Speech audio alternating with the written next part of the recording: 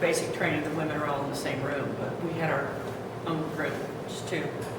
And we had to do all the same things that the guys did, except for we did not get issued a weapon or have to firing range. And we did not do the obstacle course, you know, the ropes in the mud and all that kind of stuff. And we had to do less push-ups. Well, it's a good thing I never could do one. I was in top condition, could run a mile in 8 minutes, but I could never, ever do a push-up. But it was, I think that training is probably pretty much the same. I was selected to go to Shepherd Air Force Base to be a communications specialist.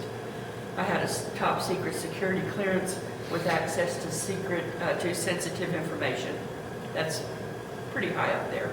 Not that I ever read anything that I could write a book about or anything, but we learned how to use the teletype machine and the code, how to code and decode messages, and how to send them securely with all the crypto machines and things of that sort. It wasn't really, you know, spy stuff like you think about. The interesting thing about when I was in the military, and my uniform is over there, and Bruce said one of him, well, yeah, that's my problem too. I'm not that size anymore. But when we went to Shepherd, a friend of mine said, said, Evelyn, do you want to have a blind date with a guy named Bruce? And I said, sure, you know. The difference is I had one stripe and he had bars. He was a lieutenant. I was an airman nothing and he was a lieutenant. And so we went out, we met the weekend after the 4th of July, and we were married September 20th. Right? 80 days. Bruce works. We will be married 39 years on our anniversary. Liar. But so I went out with him. We went to My daughter's 47. to a buffalo reserve in Lawton, Oklahoma, and he was quite taken with me, and we had the same phone for 40 people, so he had to dial for hours the telephone to get through to me to make a date. And so we went out, and I thought he was really a cool guy. No one ever said anything about he was an officer and I was an airman. It wasn't an issue back then. Nowadays, you get out of the military, you get punished, whatever, if you fraternize with the other ranks. But it wasn't an issue when I was. It was an issue for the older sergeants who didn't want women in the military anyway, and they hated me just right off the bat because they were subordinate and saluted my husband. For some reason that just rankled them, but Bruce never had any problem with the people he worked with. I operated the Base Western Union office in the base.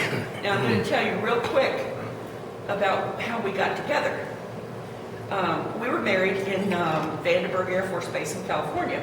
We were scheduled to get married in Ohio, and I said, no, I don't want to get married 3 days before the wedding, and said, no.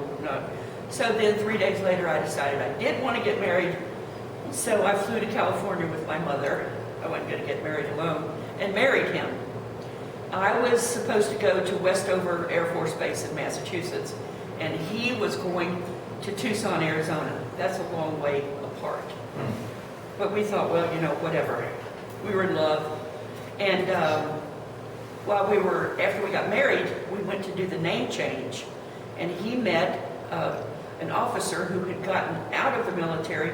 Well, I forget what you call it now. He got rift. Rift. And so he went back in as enlisted to finish up his retirement years. And Bruce said, you know, she's going to Massachusetts. And he said, come back in 2 hours. So Bruce came and got me and told me that. And I said, after he was in school, after he got out of school, we went over there. And the guy said, well, your new base is in Tucson, Arizona at Davis-Monthan Air Force Base. You were transferred. And he said he knew how to do it. He said, once you get to a base, to get transferred is much harder than to do it before you ever go. And so I was just, you know, thrilled about it. That was just really kind of exciting. Okay, here's the problem. I was the only enlisted woman on the entire base.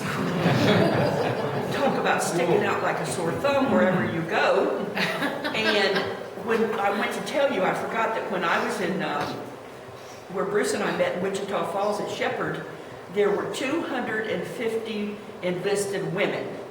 There were 10,000 enlisted men and 5,000 men officers. Everywhere you go, you're walking into a men's room. It was just overwhelming. It really was overwhelming. So when I went to Davis-Monthan, and I was the only enlisted woman on the base, they didn't quite know what to do with me because they never expected a woman to be there. It wasn't a base where women were sent.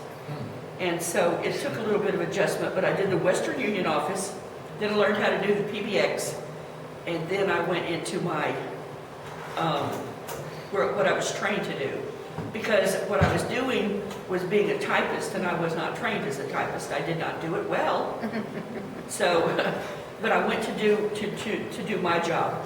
The problem was I didn't have any outside social things with anybody that I worked with.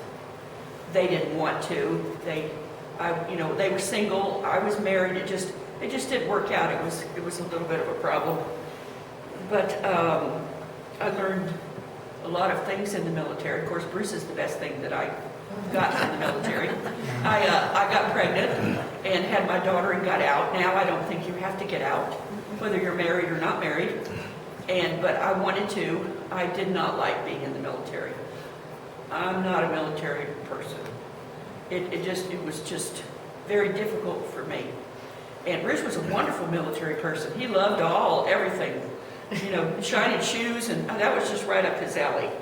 But I got to meet a lot of interesting people, to be around people I never had been before. And it was a good opportunity for me. I still feel the prickle in the back of my neck when the flag or the Star-Spangled Banner is played. I have a very patriotic thing, the camaraderie that I learned from that. So it was a good experience. Thank you.